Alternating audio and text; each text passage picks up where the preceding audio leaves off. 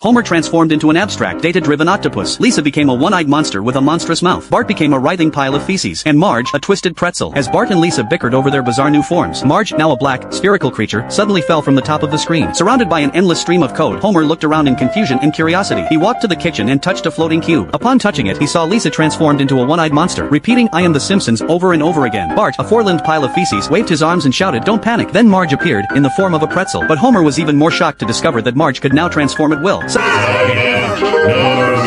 Suddenly, Homer's memory flashed back to old episodes of The Simpsons, and then he remembered he just wanted to watch TV, but the TV kept displaying the date. Frustrated, he repeatedly hammered the remote, trying to change the channel. The clock on the screen began to flash rapidly, and with each flash, Homer's body moved with time. He hammered the remote harder and harder, until the date froze at April 19, 1987. The world around him began to rapidly warp. Homer collapsed, overwhelmed, as time raced past, finally stopping at September 36, 1935. His brain connected directly to the internet, and his body transformed into a digital octopus. It turned out that what Homer had just experienced was actually a surreal journey through the history of The Simpsons. So, dear viewers, who is your favorite Simpsons character, and why? Share your thoughts in the comments below. The woman actually confiscated Maggie's pacifier and locked it in a cabinet. Looking at the locked cabinet, Maggie felt uncomfortable, so during nap time, she secretly got up and woke up two other babies to help her get the pacifier from the cabinet. The three worked together, and Maggie approached the cabinet trying to get the pacifier out, but since the pacifier was too big to fit through the gap, she could only suck on it twice through the cabinet door. Suddenly, something under her feet collapsed, making a huge noise. Her two partners hurriedly fled back to their beds, while Maggie was left hanging on the cabinet door. The woman found that Maggie wasn't napping, scolded her a few times, and then put her in a timeout box. A good friend threw Maggie a ball so she wouldn't be bored during her timeout. After nap time, Maggie and her friends pretended to play with toys, and when they saw the woman leave, they immediately dropped their toys and executed Plan B. Maggie grabbed a curtain rope and crawled into the ventilation duct, making her way to the woman's office. She saw a set of keys on the desk, so she opened her bundle and infiltrated the office to get the keys. Maggie was just a little bit away from the keys when her friends gave the retreat command. The woman was about to enter the office. When the woman was about to open the door, Maggie had already grabbed the keys and escaped. She crawled to where the cabinet was, shot a rope toward the cabinet, and slid down to the cabinet using a coat hanger, opened the cabinet with the key and successfully retrieved the pacifier. Then, like a great hero, she distributed pacifiers to all the children. When Homer came to pick up Maggie, he was amazed to see a whole room full of babies with pacifiers in their mouths. He approached Maggie and then carefully picked her up and left. The Simpsons recently built a new tennis court in their yard. Homer reads a book while adjusting the bounce of a tennis ball, and Santa's helper proves the net is installed correctly. Marge is delighted with Homer's tennis court, and best of all, it keeps out moles. After the court is finished, Marge and Homer invite their friends over to play tennis, including famous TV anchor Kent Brockman. Soon, all the neighbors in Springfield want to play tennis at the Simpson house, but Homer and Marge have never won a single match. Marge wants Homer to take the game seriously. She just wants to win once. Marge,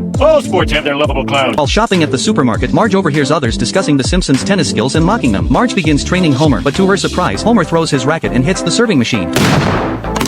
To prove the Simpsons are no pushovers, he signs up for a doubles tennis tournament. Marge said she wasn't ready to play yet. Don't worry, the tournament's not till tomorrow. Homer handed Bart his racket and asked him to practice with Marge in his place while he went inside to get some beer. During practice, Bart displayed his natural tennis talent. On the day of the match, Homer dressed for the match and noticed Bart was also wearing the same clothes. Marge came downstairs and told Homer that Bart was her partner, and they left the house. No!